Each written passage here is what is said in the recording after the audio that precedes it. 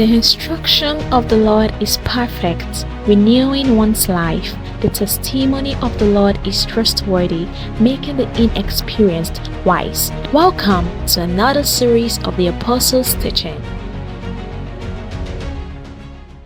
So when I went for youth service, I made up my mind before I departed for Kano that I will pray the way I've never prayed before. I will fast the way I've never fasted, and I will give the way I've never given.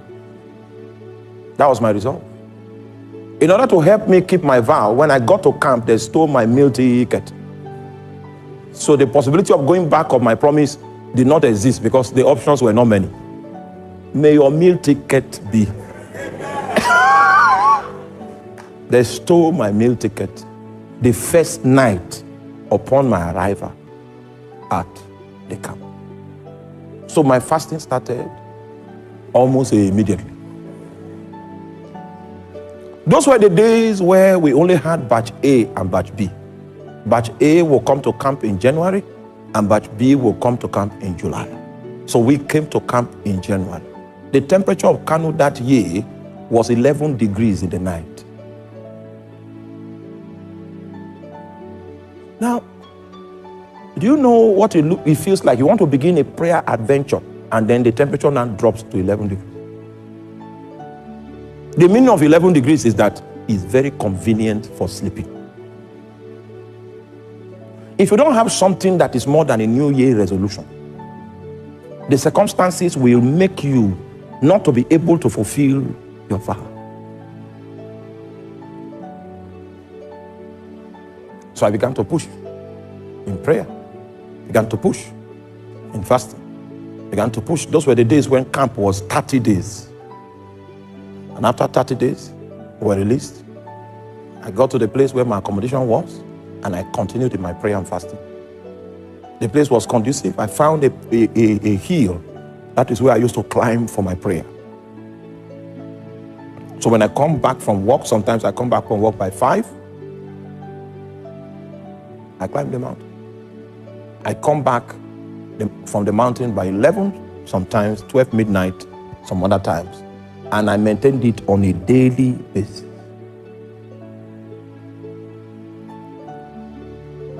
So I was praying for January, prayed February, prayed March, prayed April, prayed May, prayed June. In June, God now told me, it was very clear. He said, I can see you are praying. So I got angry. I said, I've been praying since January. What was the meaning of that thing you came to? You know why? I was not trained. The reason why God spoke to me and told me those words that we may consider not to be important is because he had already scheduled the day of the appointment. And the way I was going, Satan was beginning to weary my heart because God seemed not to be responding. So in order not to allow Satan succeed with his mind bending, God said, I see you are praying. The meaning is, you have not reached the day of the appointment. Continue doing what you are doing. When the day of the appointment reaches, you will have your encounter. That was a prayer I did that I counted how many days I fasted. So it took 264 days before God encountered me. I will not be here today preaching to you if I didn't have that encounter. 264th day, I finished from my prayer on the mountain, came back into the room, because the prayer started becoming so intense that when I come from work with my tie, if I'm late, I don't drop it. I take the tie to the mountain. So I came back from the mountain with my tie on, entered into the room to remove my tie. It was 12 midnight. Right? That was when I ran into 4 angels in my life. The suspended time, this thing you call time, was suspended. I was going into the past and into the future. They were taking me into the past and into the future, into the past and into the future. They left me by 3 a.m. in the morning. What I'm telling you is on the 20th of October, 2000, 20th of October 2001. 21st of October 2001, I came again, dropped my things, began to pray in tongues in the room. This time now, to go to the mountain, I've not gone. I came to the room, changed, to go to the mountain, then they stopped me. I was in that room until 3 a.m. in the morning, from 6 p.m. in the evening. It was in that second encounter that I knew that the place of my primary assignment was the city of Makkah. Are you there?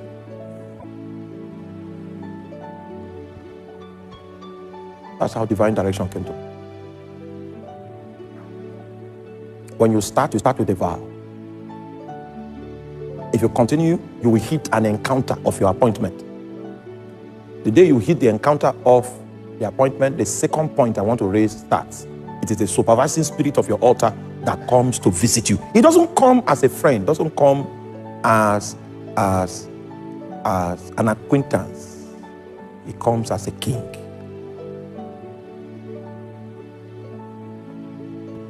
It comes to prescribe. It comes to give you direction. It opens your eyes to see that you are off track. Are you there?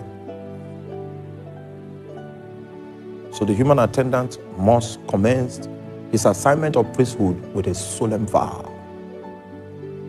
This flame that I've kindled now, it will never go out. Go and study the temple. You will see a flame there that they commanded the priest that this flame should not go out. Priesthood is a lifetime thing. It's not hit and run. If you are not ready to begin, no problem. Go become a nominal Christian. But the day you get ready, just know that this fire that I'm kindling now, I will kindle it for life. If you are not ready for that challenge, don't worry. It's not for everybody. 264 days before God came.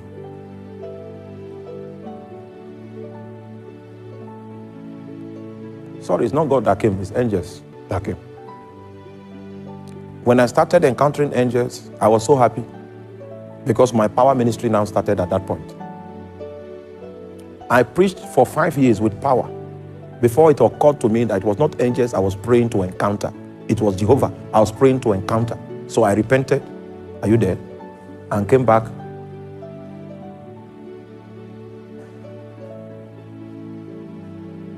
You will encounter many things when you begin to do if prosperity can even fall upon you suddenly. And because of that prosperity, you'll be going to Port Harcourt bringing goods, going to Port Harcourt bringing goods, going to Lagos, you put goods in 911. You do that for 11 years. Then you will remember, it was not goods that I was looking for when I started. My own was the angels began to minister to me and I started power ministry. That's where that sensitivity to know if an angel is in the room is that time that I got it. When demons are walking out, I will know it. I will know. The gift of discernment of spirit. Among all the prophetic gifts, the strongest of my life is discernment. I do business with invisible beings. If I know the song to sing for them to come, I know the song. If here, I can sing that song. If I sing it and continue singing it, it may not make sense to you, they will come here. No man taught me this. I learned it by the altar. There are lessons that you will learn by encounter.